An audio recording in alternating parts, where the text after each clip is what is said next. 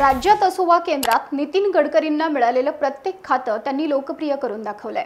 रोडकरी, पुलकरी, फ्लायओव्हरमॅन, विकास पुरुष म्हणून देशभरामध्ये त्यांनी आपलं नाव कमावलंय। विद्यार्थी चळवळीतून सामाजिक आणि नंतर राजकारणामध्ये आलेल्या नितीन गडकरी यांनी महाराष्ट्रासह देश पातळीवर आपला ठसा कसा उमटवला हेच आपण महाराष्ट्राचा पॉवरफुल नेता या आपल्या विशेष सत्रात जाणून घेणार आहोत। नमस्कार, मी माधुरी कुमकर, तुम्ही पाहताय फॉर द पीपल न्यूज। पुढे जाण्यापूर्वी आपण फॉर द पीपलला सबस्क्राइब करा, लाईक व फॉलो करा। पोस्ट ग्रॅज्युएट डिग्री कोर्सच्या माध्यमातून परिपूर्ण राजकीय नेतृत्व घडवणारं भारतातील पहिलं institute MIT school of government presents जागर लोकशाहीचा। नागपूर लोकसभा मतदारसंघातून नितीन गडकरी 2014 आणि 2019 अशा सलग 2 वेळा खासदार म्हणून निवडून आलेले आहेत आणि आता 2024 साठी देखील त्यांना भाजपने उमेदवारी दिली आहे। याच पार्श्वभूमीवर नागपुरामध्ये त्यांचा जोरदार प्रचार सुरू आहे।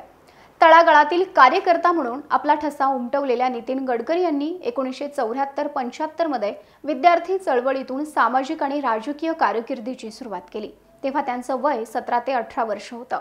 अखिल भारतीय विद्यार्थी परिषद आणि त्यानंतर भारतीय जनता युवा मोर्चामध्ये ते सक्रिय होते। 1980 मध्ये भारतीय जनता पक्षाची स्थापना झाली। त्यानंतर ते भारतीय जनता पक्षाचे काम करू लागले।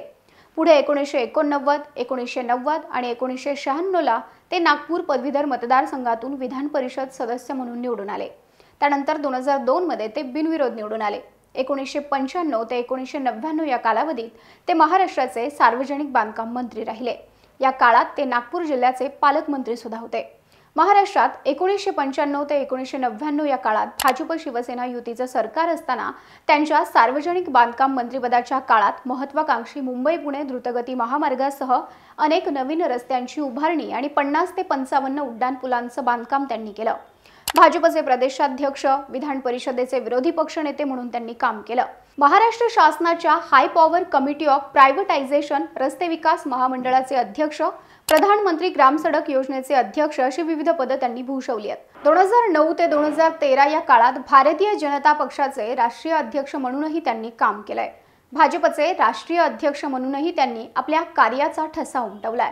2014 आणि 2019 अशा सलग 2 वेळा ते नागपूरमधून खासदार म्हणून विजयी झालेत। नागपूर लोकसभा मतदारसंघामध्ये गडकरींचं काम मोठं आहे।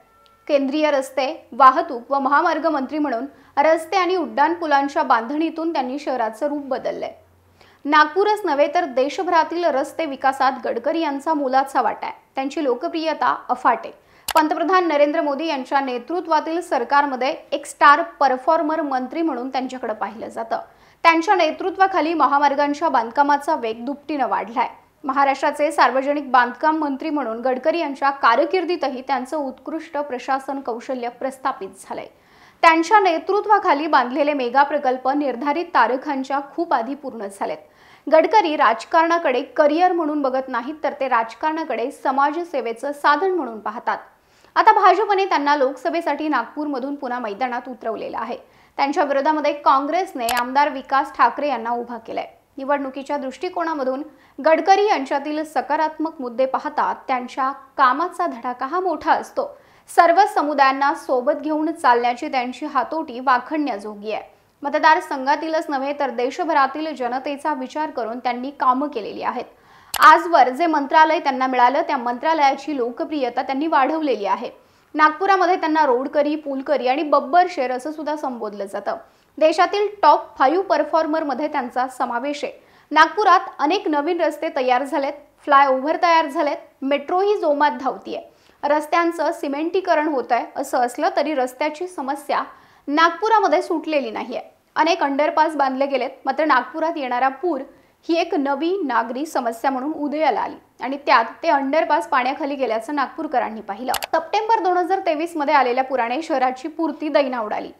मदत कार्य वेगाने झालं तरी नागरिकांचं अपरिमित नुकसान झालंय। हा पूर नागपूरकरांच्या असंतोषाचं मुख्य कारण झाला। आणखी एक म्हणजे मिहान या औद्योगिक वसाहतीत मोठ्या कंपन्या येणार आहेत हे वाक्य ऐकून नागपूरकर कंटाळलेत। मिहानचा विकास अद्याप झालेला नाहीये। अजूनही नोकरीसाठी इथल्या तरुणांना नागपूरच्या बाहेरच जावं लागतं। त्यामुळे नागपूरचा रस्ते विकास झाला, पण इतर समस्या कधी सुटणार हा प्रश्न नागपूरकरांना पडलाय। या मुद्द्यावर नितीन गडकरी नागपूरकरांना कसं आश्वस्त करणार हे पाहावं लागेल।